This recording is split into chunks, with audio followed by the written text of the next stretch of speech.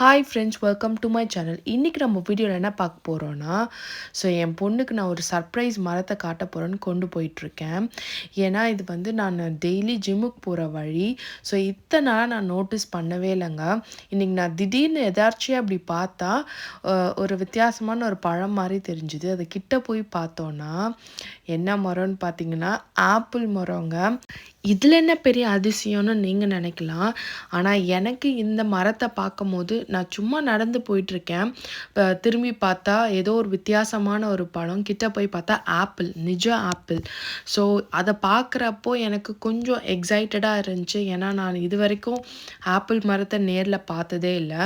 நம்ம ஊர்லங்கள்லாம் வந்து இந்த கொய்யா மரம், நெல்லிக்காய் மரம் இதெல்லாம் வந்து யூஸ்வலாக இருக்கும்ல, அந்த மாதிரி இது வந்து ரோட்டு ஓரங்கள்லே வந்து யூஸ்வலான ஒரு மரமாக இருக்குது. இது வரைக்கும் என் கண்ணில் நான் பார்க்கல.